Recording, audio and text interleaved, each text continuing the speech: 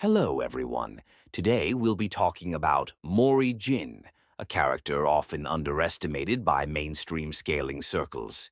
Today we're walking you through why the god of high school, without relying on the Buddhist cosmology, still pushes into consistent outerverse level scaling. Let's begin. In the god of high school, we're introduced to a realm known simply as paradise, or heaven. Right from the start, it is stated that beings who reside in paradise are described as outside physical composition or materiality. This phrase strongly implies beyond dimensional existence. Type 1 under VSBW classifications and many other tiering systems.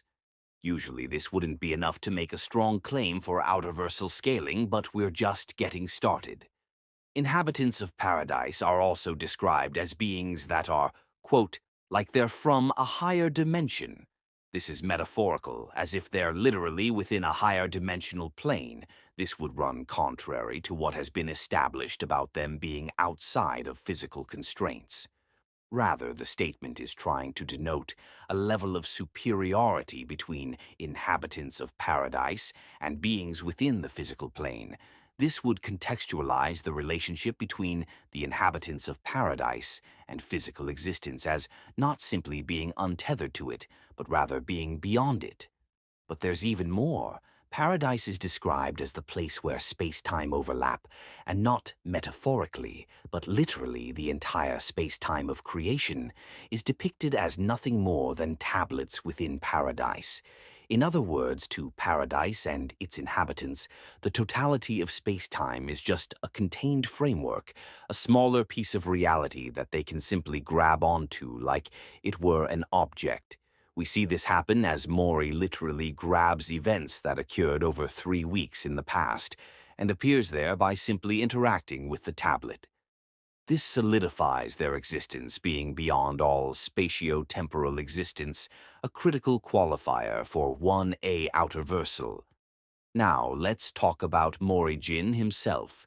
He is stated to have dominion and governance over all of creation, not metaphorically, of course, as the phrase used is Samra Mansang, a particular Korean Buddhistic term that is used to denote not just the universe, but everything in the most literal sense, every law, every phenomenon, every reality, truth itself, a totality of existence across all levels. All of this combined aligns perfectly with Outerversal 1A, so let's summarize. Paradise and its inhabitants exist outside physical composition, and its inhabitants are considered higher existences than those within the physical plane. The totality of space-time are simply tablets in their realm. Mori governs over all of creation, using specific terminology to expand this statement to encompass everything on the most fundamental level. Even beings like Satan can't perceive beings from paradise. Thus, paradise and Mori Jin himself, excluding any Buddhist cosmology scale to Outerverse level 1A, consistently. No crutches, no cop-outs, no Buddhist Nirvana scaling needed. This has been your breakdown of Mori Jin's Outerversal scaling. Like, comment, subscribe if you want deeper dives into God of High School. I try my best. Thank you.